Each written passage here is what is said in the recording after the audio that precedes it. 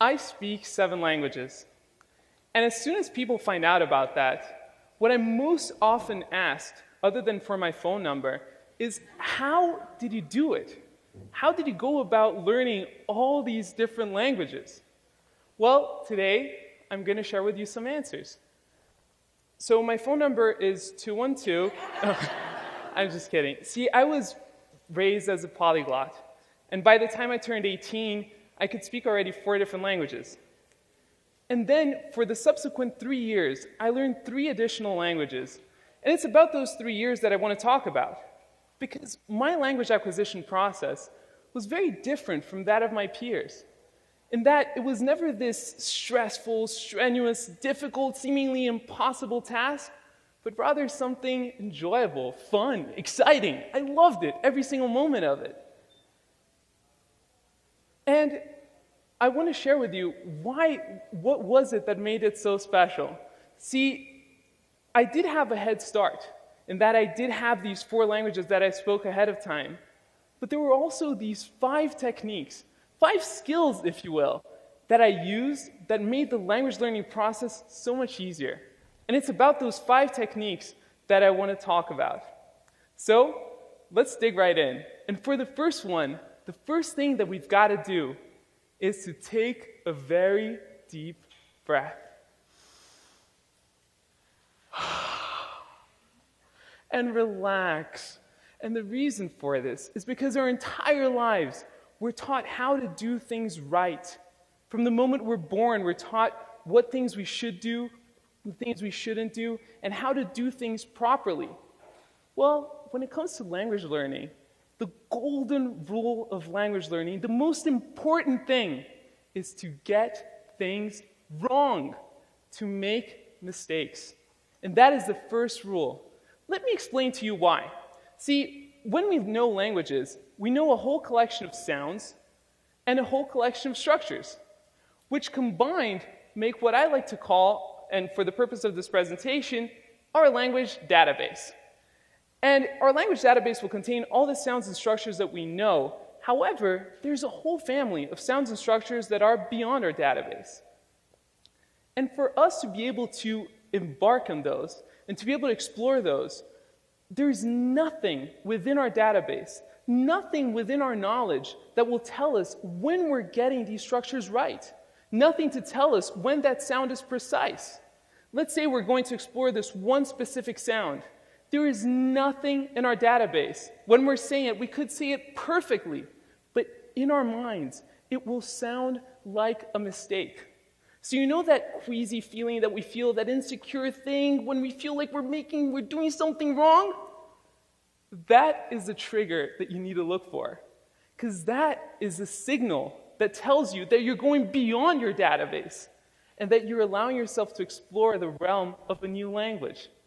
Let me show you how this works in practice. So let's say we're going to go and learn the word door in Spanish.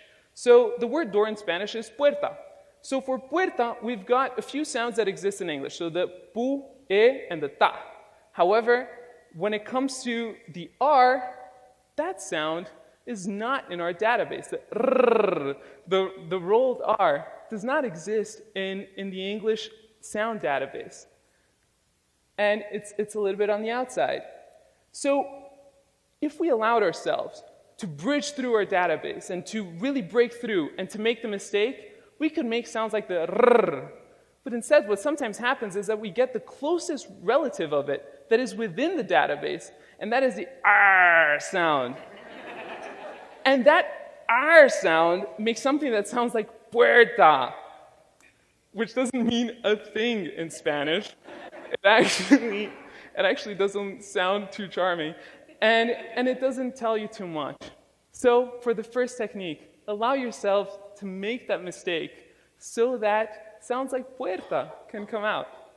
And now let's go to the second one. For the second one, I'm going to need some of your collaboration. We are going to read these 4 beautiful words, and on the count of 3. So let's start with the first one. On the count of 3. 1, 2, 3.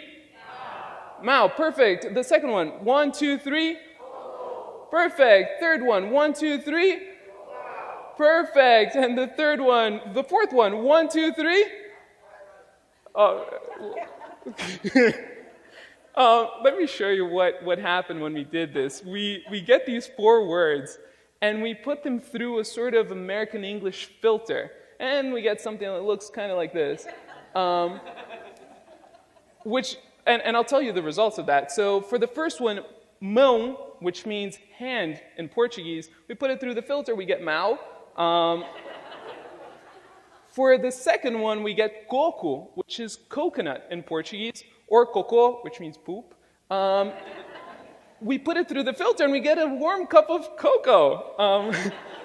And for the fourth one, we have huo, which means fire in Chinese. And we get, if you're feeling really creative, maybe a dude doing karate.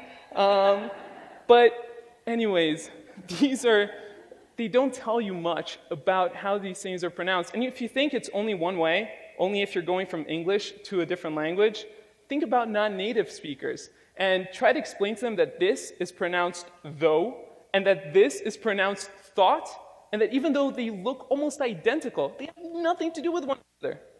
Or try to explain to them that this is enough and that this is just simply wrong. See, there is nothing useful about using that foreign alphabet when you're trying to learn the language. Why? Because it will give you wrong signals. So what is the second technique? Scrap it. Scrap the foreign alphabet. Let me give you an alternative of how you can go about this. This is a Brazilian currency, and it's spelled like this. So on the count of 3, can we all say the name of this currency? 1, 2, 3. Yeah. We have some people who know the spelling. Yeah, real for the most part. And as useful as this might seem, it doesn't tell you a single thing. And when you're speaking Portuguese, real means nothing. Let me give you an alternative. See, in Portuguese, the way that you say real is real. So let me teach you how to say it. So on the count of 3, let's say he. So it's he, but without the e sound. So 1, 2, 3, he. Perfect. And now let's say ow. It's like ouch, but without the ch sound. So it's ow. 1, 2, 3. Perfect. So he. Ow. He. Ow. He. Ow. He. Ow. He. Ow. Perfect. Now you all sound like passionate Brazilian capitalists. And so why would we go and use something that looks like this, that looks real, when instead you can use something that looks like this and gives you so much more information about how to say something in a foreign language? And that puts us in a really good spot, because at this point, we allowed ourselves to break through our database and to make mistakes, to go into that uncharted territory of a new language. And then we figured out how to take notation in a way that the information is actually meaningful. But then how can we test it? And that's where technique number 3 comes in. Technique number 3 is about finding a stickler. So finding someone who's detail-oriented and who won't let you get away with the mistakes. And more than finding someone who's really that person, the guru for the language, it's more about establishing the right sort of relationship. Relationship with someone where they will correct you. They'll feel comfortable correcting you and making sure that you're getting to that spot you wanted in the language. But at the same time, someone who will encourage you to get things wrong and to make those mistakes in the first place. And sticklers could be your teacher, it could be your tutor, it could be a friend, it could be someone on Skype or Craigslist. It doesn't matter.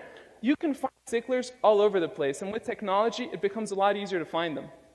And then it's time to practice. And for practicing, we've got the 4th technique. See, I always thought I had this thing that was a little bit of a Sid craziness that I did, and then I realized how useful it was. I always did what I like to call shower conversations. And shower conversations are exactly what they sound like. When I was learning a new language, I would stay in the shower for a few minutes, and I remember having all these discussions. I remember when I was learning Chinese, and I would haggle and try to get 2 yuan more to get that wonderful dumpling and getting the discount. Or I would go to Roma, and I would ask for directions to the best piazza. It was amazing. And the beautiful thing about a shower conversation is that it allows you to find wherever you have a gap in your knowledge, because you're having the conversation on both ends. For example, it's easy to ask for directions. How about receiving them? Or even better, giving directions? Well, the shower conversation forces you to have both sides of the conversation. And you don't need to have them in the shower. The wonderful thing about them as well is that you can have them anywhere. So you can have them in the shower, in your apartment, walking down the streets, in the subway. And seriously, if you're in the subway, speaking to yourself in a foreign language in New York, you'll fit right in. You're fine. And it's great because you don't depend on anything or anyone to get your practice. And I did this for years, and later on I found out that professional athletes do it too. Michael Phelps is known to visualize every single one of his races several times over before jumping in the water. Worked great for him, and it works great for me too, so it would work for you as well. And now, let's go to using the language, because up to now it's great. We figured out how to do all these things. It puts us in a really good position to use the language. And for that, I recommend you find a conversation buddy. And to find a conversation buddy, I recommend you follow what I call the buddy formula. And that is a way that you can make sure that your incentives are always aligned to use the new language. So for that is, the target language should be your best language in common. Why? If you're anything like me, you like to learn languages so that you can communicate with more people, so that you can reach out and understand a little bit more about their brains and their hearts. And so if we try to talk to someone in a foreign language that both of us don't do really well when we could be speaking English or whatever language you're more comfortable with as a pair, odds are that you're going to revert to that language that is easier.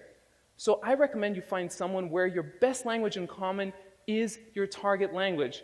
And if you can't find one locally, try technology, or if you can travel, that would be perfect. There's a problem with that, and I realize it, because it's difficult to find someone that fits that profile exactly. Well, I've got good news. And I found that out when I was at work, and one of my colleagues, he's a linguist too, he speaks a ton of languages, and our best language in common was definitely English.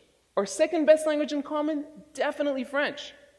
But we always spoke in German to each other in the office. Why was that?